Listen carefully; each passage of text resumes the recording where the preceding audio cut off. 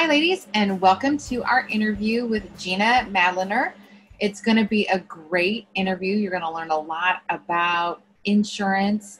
I know it maybe doesn't sound like a career field that you're maybe like, oh yeah, let's go do that. But honestly, there's a lot of really cool things that you need to know about that career, and it really is a very lucrative career as well. So I'm really excited for you to talk to Jeanna. Thank you so much for taking the time with us today.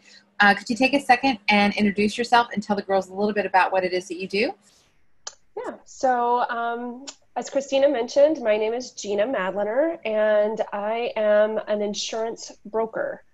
And what that means is I help companies, usually larger companies, understand what they have at risk, whether it's their buildings or their people or the product that they make, the widget that they make. I help them understand what risks are associated with that, whether they be physical risks or intangible risks, and help them figure out an insurance program to help backstop or help insure what they don't take on internally and finance it internally. So that's what an insurance broker does.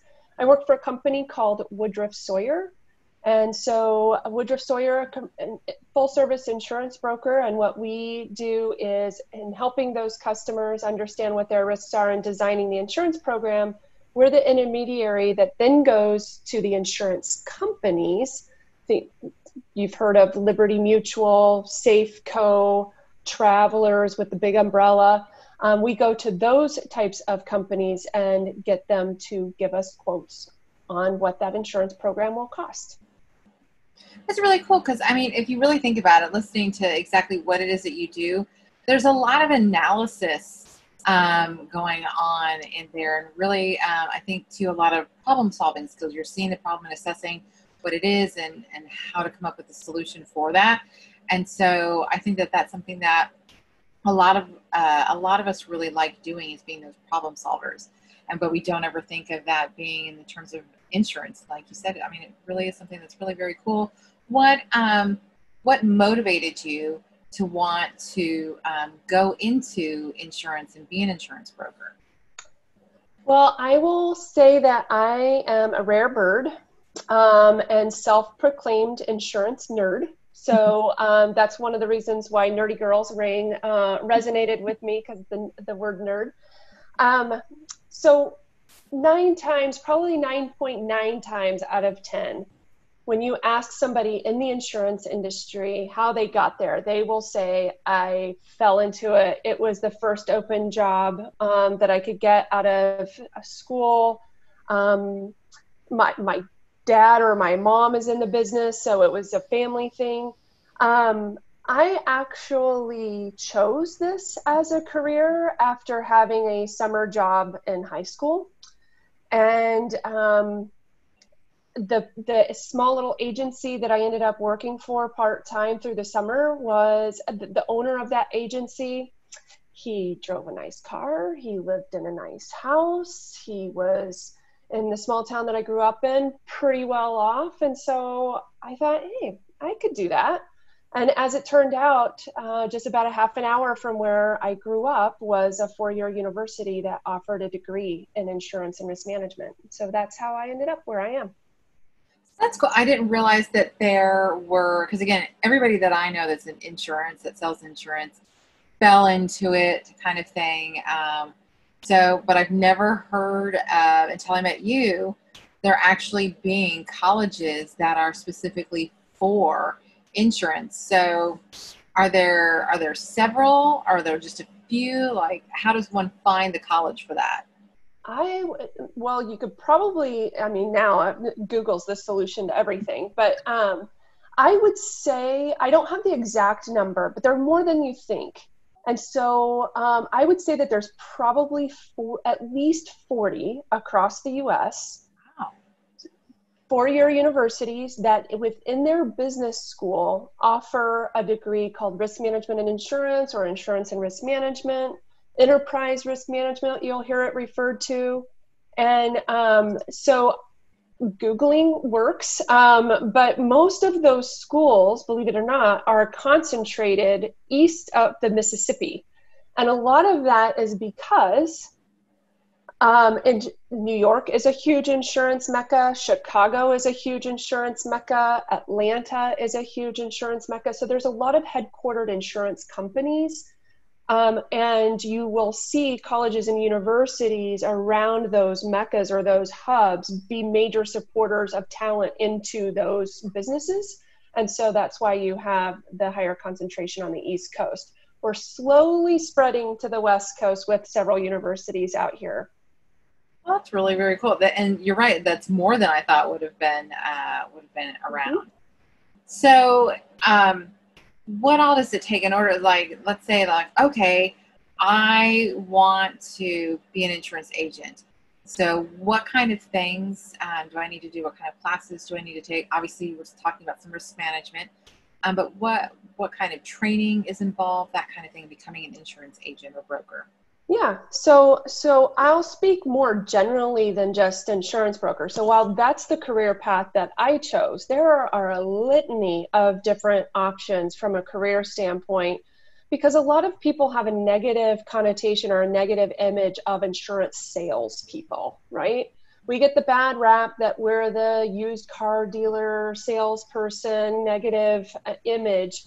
And you know, a lot of people, especially younger people, high school students, even younger, the first impression they have of insurance is that insurance broker or insurance agent, because they have to go and get insurance, whether it's for the, you know, after they get their license and they drive a car, or they get involved because they're going to be added to their parents' insurance. So that's usually, or maybe it's health insurance even. That's usually the first experience of insurance we have as young adults.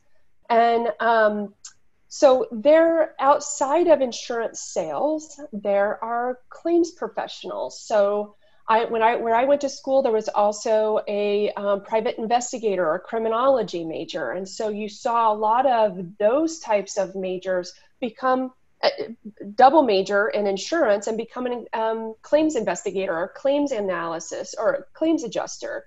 There's underwriter, which takes a lot of understanding of analysis and a lot of data to manipulate. There are a lot of different careers in the insurance and risk management industry. Risk manager being one of those. A risk manager is going to be the person that is employed by an organization to help them understand what their risks are or manage their risks.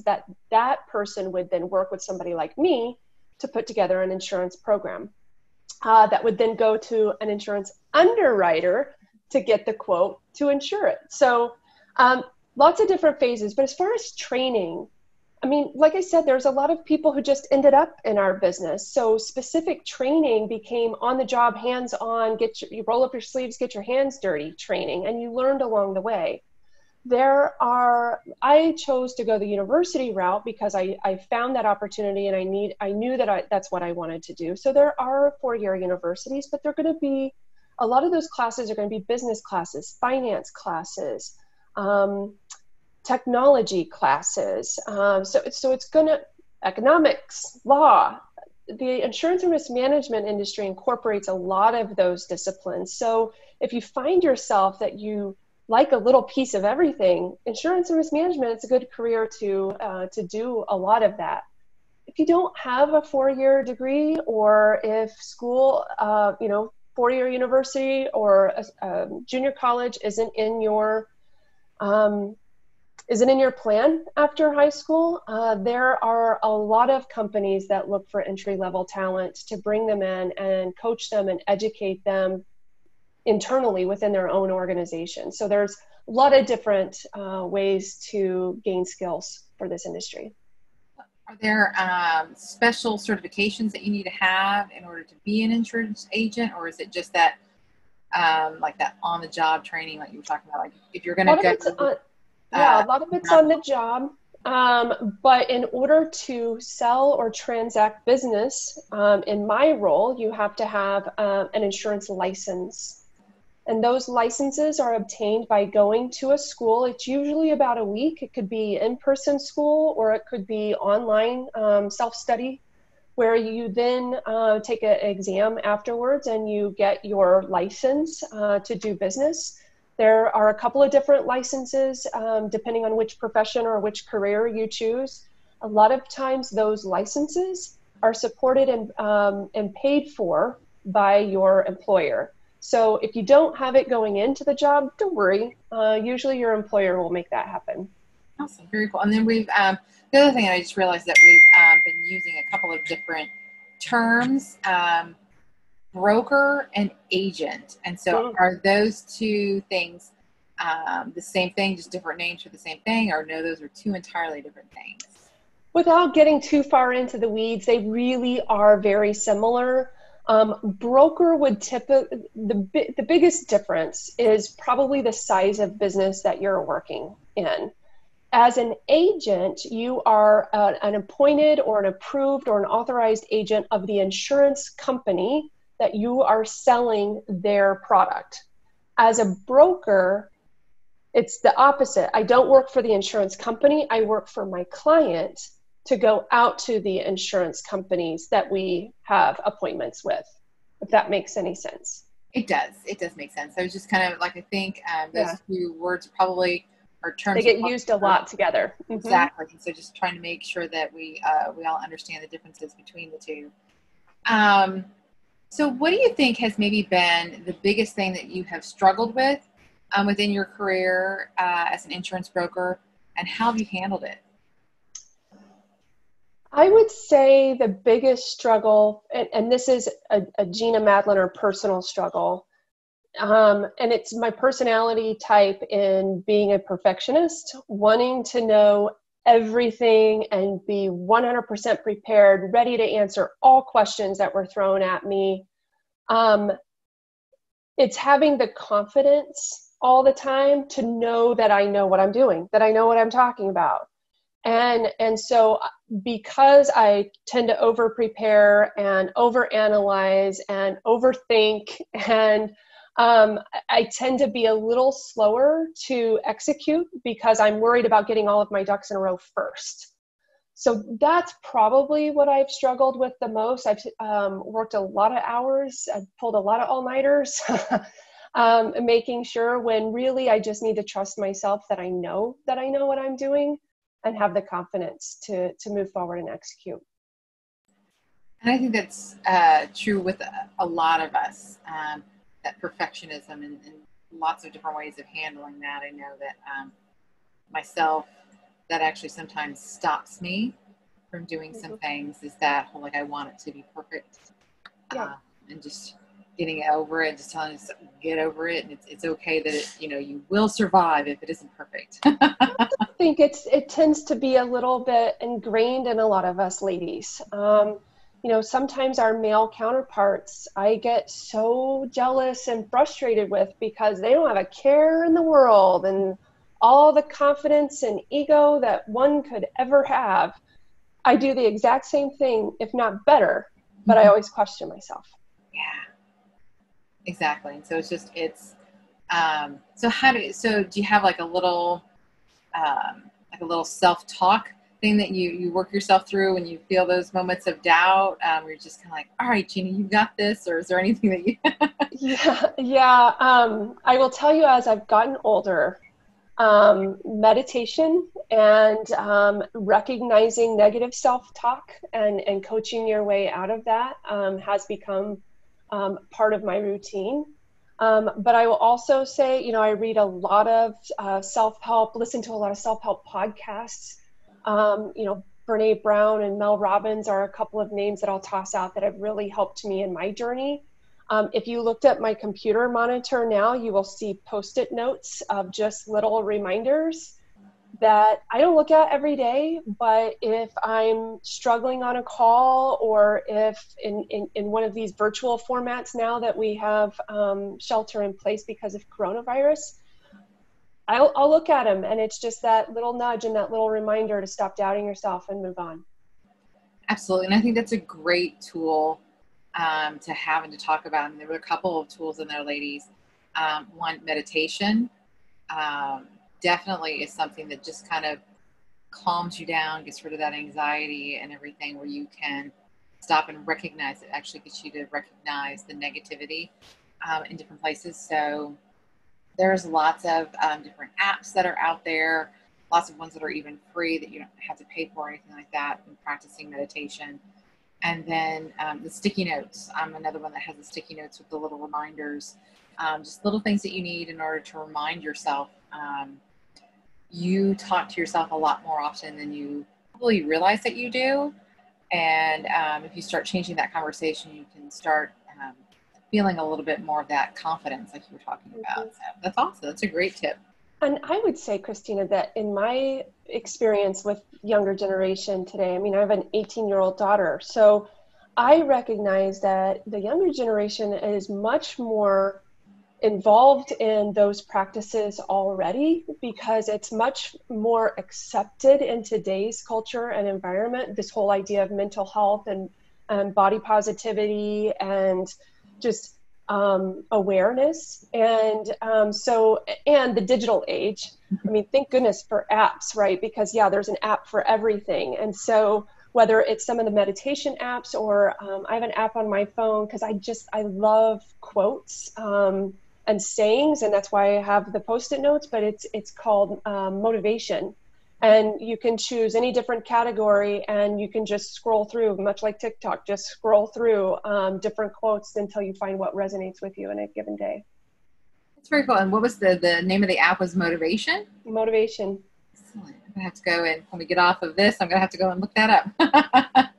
So what do you think has been maybe the funnest or most rewarding part of your career? Well, most rewarding part, I mean, it happens almost on a daily basis that I get to help my client problem solve. You said it earlier. They call with a question and they want to know, this happened, what do I do? Or, we experienced this loss, is it covered? Having positive answers to those questions is always awesome. So I do that every day, but I would have to say watching your career come full circle is so rewarding. Again, being the insurance nerd and knowing that I wanted to go into this profession and do it, the fact that I'm still doing it and doing it successfully is cool. But as a student in college, I was awarded a scholarship through the industry. So that's the other thing. Hopefully we'll have a chance to talk about further. If not, we'll put it in the show notes. But received a scholarship from an organization and helped put a major dent in school expenses. And now I sit on the scholarship committee for that organization, reviewing the same scholarship applications that I once was a part of and get to determine who gets those scholarships. So that's the full circle, being able to still be involved at that level. And that is so cool that you get the opportunity to do that. I mean, I just think that's great. That, and then like you said, like you the thing that you find most rewarding about your job happens to you every day. Yep. And that really is it's really something to look for. And that's something to look for in the career that you because I know a lot of you are exploring careers and what do I want to do and everything, and that is really something to look for. Like, what are the things that fulfill me, that make me happy, that make me feel rewarded? There's a career for it, I can guarantee you. Yeah. Because that's the kind of feeling you want to have every day, because that's the thing that's going to get you out of bed and going to work every single day.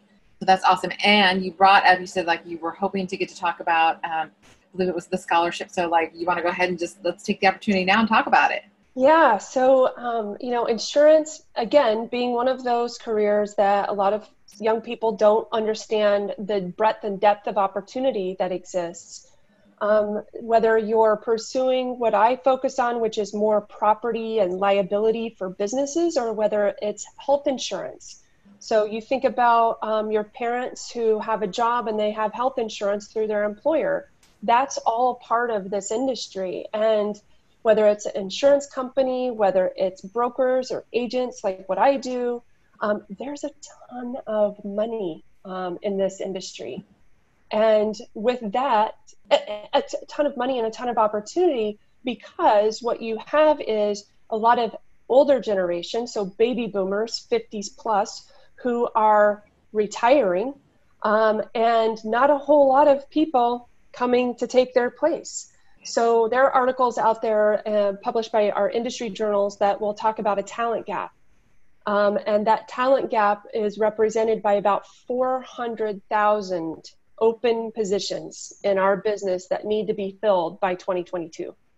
Wow. Yeah. Wow. And are there 400,000 candidates to fill those jobs? Maybe not right now. Maybe with, unemployment numbers the way they are right now, just due to the COVID crisis, that people may change industries or choose to go into insurance if there's opportunity. But because there's so much money and opportunity in this, there is a lot of organizations, a lot of companies who provide scholarships, whether they be through their own organizations, whether they be through foundations, whether they be through the college campus or the insurance and risk management program or the business school.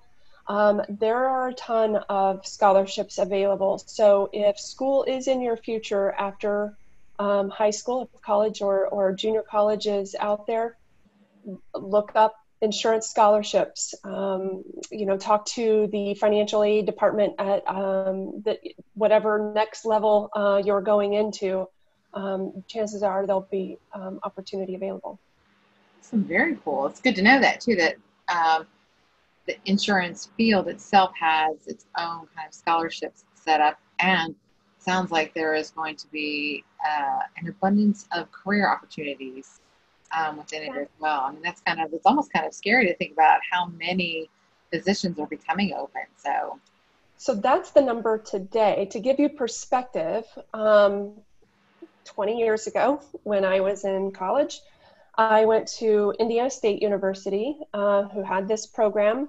There were more scholarships available to give than students applying for them. Wow. There were more internship opportunities, so paid summer internships, than there were students to fill them.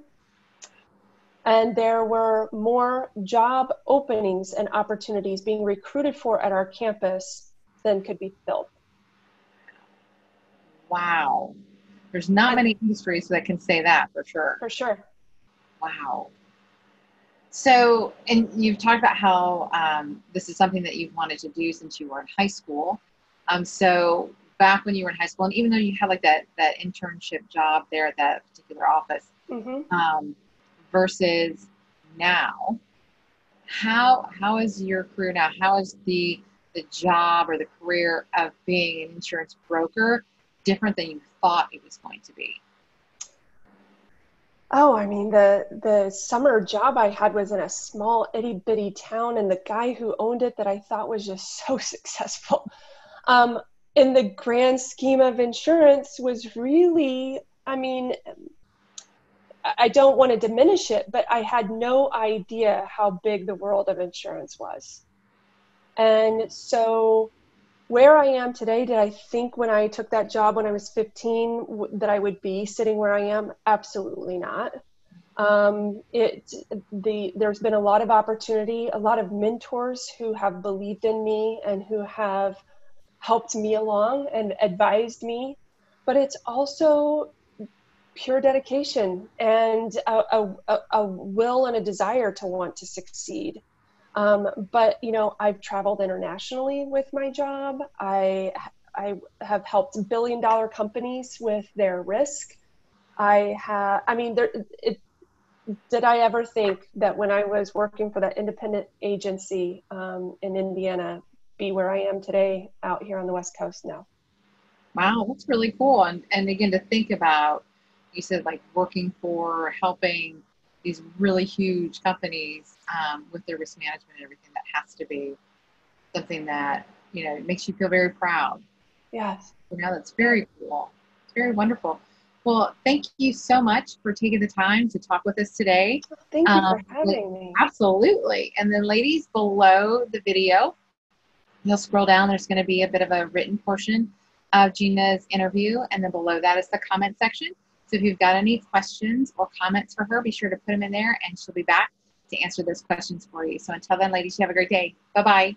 Nice to meet you.